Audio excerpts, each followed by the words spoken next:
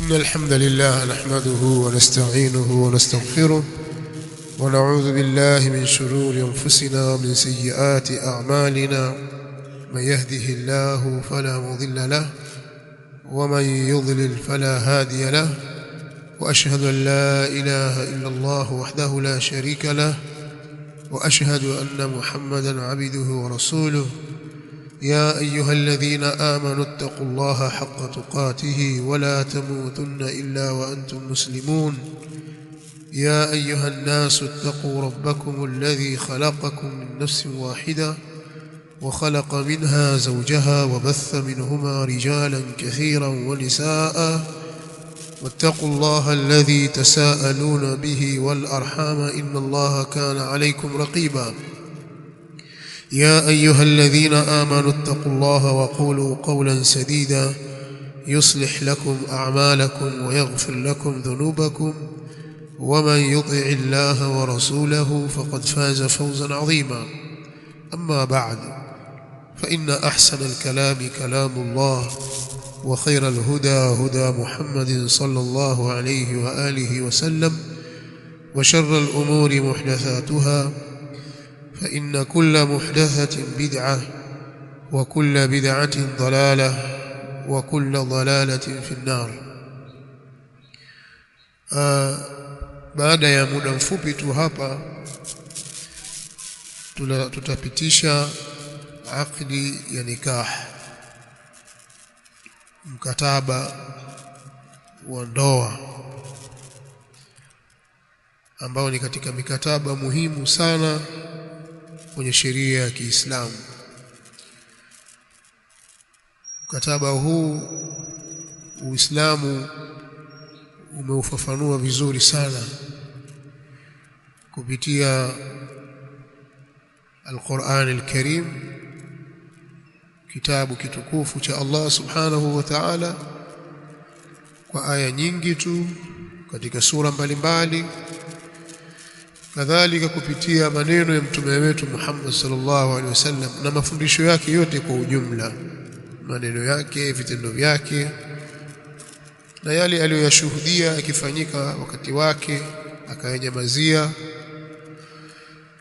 Kuna mafundisho mengi yanayofungamana na jambo hili. Wanazuoni wa Kiislamu waliyakusanya mafundisho haya wakayaweka pamoja kwenye vitabu vya sheria ya dini ya Allah Subhanahu wa Ta'ala. Ukisoma katika vitabu vya sheria au sheria ya Kiislamu, fiqh ya Kiislamu, utasoma mambo ya ibada yote. Ukiyakamilisha utasoma mikataba ya miamala mbalimbali, lakini hutamaliza mpaka utafika katika mikataba ya ndoa. Utaona namna wanazuoni walivyoyafafanua mambo haya. Yamefanyika yote haya tulieleza kwa sababu ya umuhimu wa jambo hili. Jambo hili halifanyiki kiholela. Allah Subhanahu wa Ta'ala ametuwekea sheria nyingi sana, lakini miongoni mwa sheria hizo ni masharti na nguzo za ndoa. Ndoa ina nguzo zake. Ili itimie, basi nguzo hizo ziwepo. Zikikosekana, mkataba wa ndoa unakuwa ni batili, hautafaa. Miongoni mwa nguzo hizo ni kuwepo kwa muoaji, yani mume awepo, awe na ahliya ya kuoa, awe anastahiki kuwa kwa mume awepo. Lakini nguzo nyingine awepo muolewaji, mke. Nguzo nyingine lazima kuwe na wali, muozeshaji, ambaye wali wa kwanza anakuwa ni baba mzazi. Wanatajwa mawali pale wengi tu, lakini namba moja anakuwa ni baba mzazi. Ana sifa zake na masharti yamewekwa ili awe wali huyo baba mzazi. Katika masharti yake yametajwa pale, miongoni mwa hayo awe Muislamu.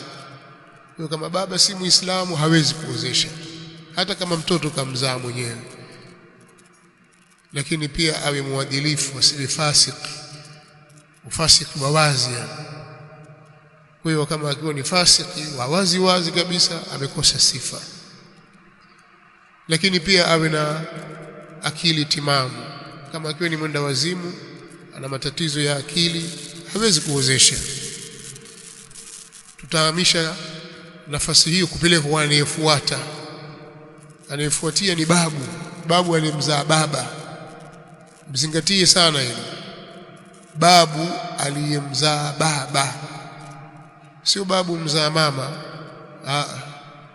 Babu mzaa mama hawezi kuwa wali. Kwa akitoka baba anakwenda kwa babu. Nafasi hii ya ubaba inakwenda mbali zaidi, mpaka kwa baba yake babu yake baba yake babu wa babu, hivyo kuna mpaka juu. Kama wapo basi hiyo nafasi ni yao, wanapewa hiyo. Wanasema ni ile asli. Maelezo haya nikiyataja yatakuwa ni marefu sana, lakini uwalii unakwenda ukikosekana hapo.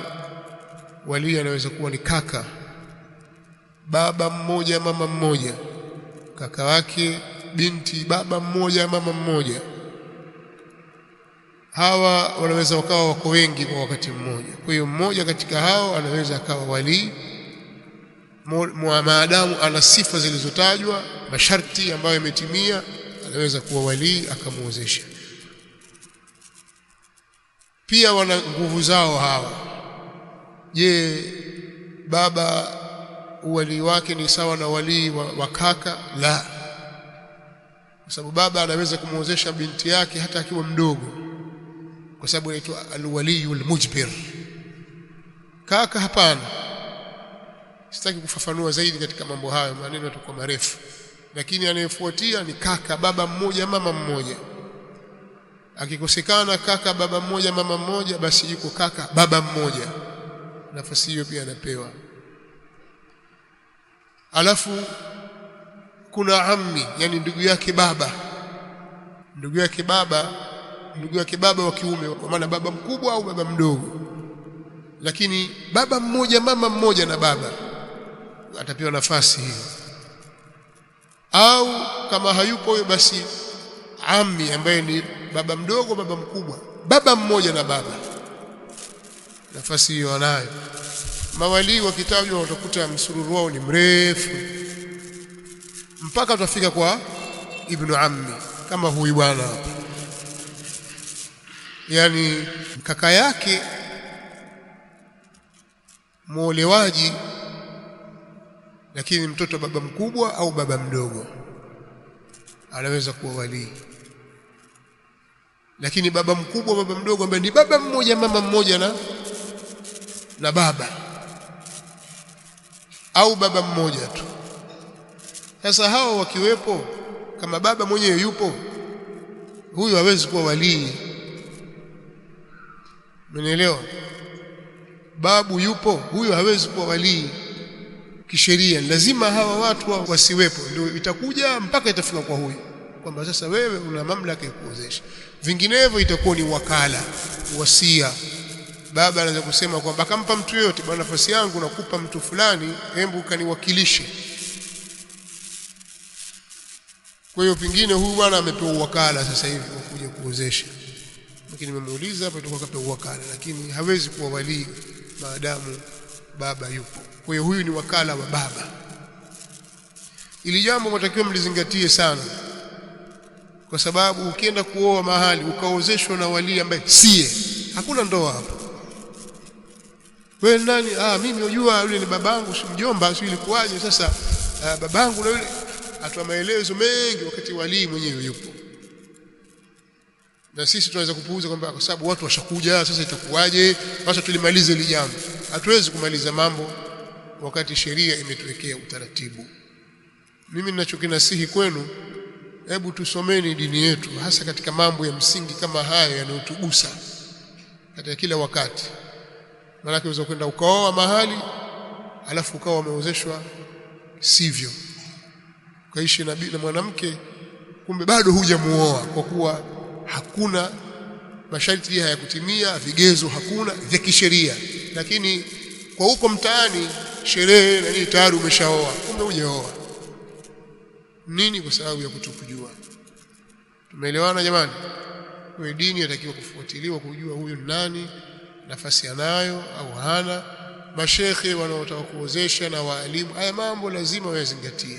Na nyinyi kwa sababu mnasoma hapa, hivi vitu lazima mzingatie. Si kwambia wewe endelea tu, niendelee mimi kwa mnasaba upi?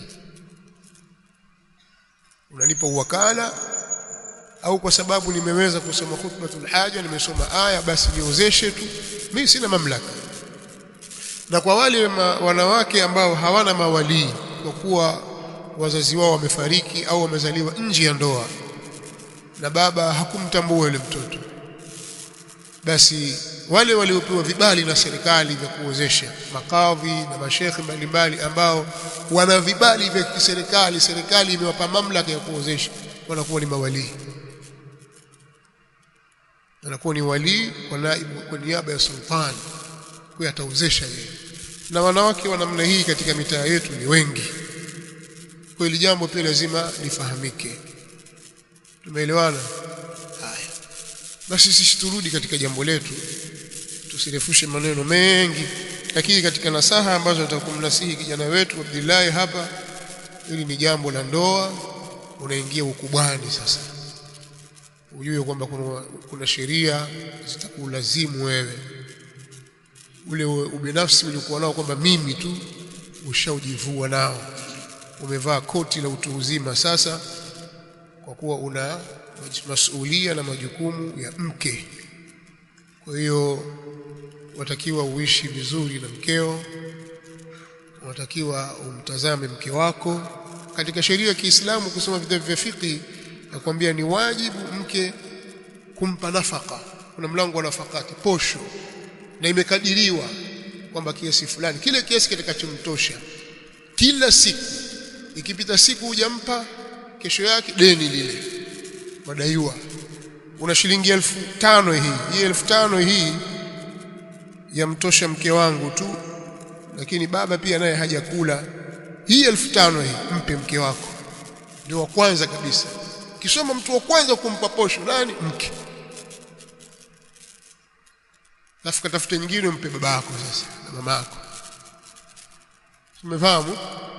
Lakini mtu wa kwanza kabisa, na hawa hawana deni. Kwa mfano wewe ndio usimamie wazazi wako na mkeo. Mke kama siku yake ukumpa deni, lakini kama baba leo ulikosa, kesho yake ukampa kesho, ile jana sio deni, shapita hiyo.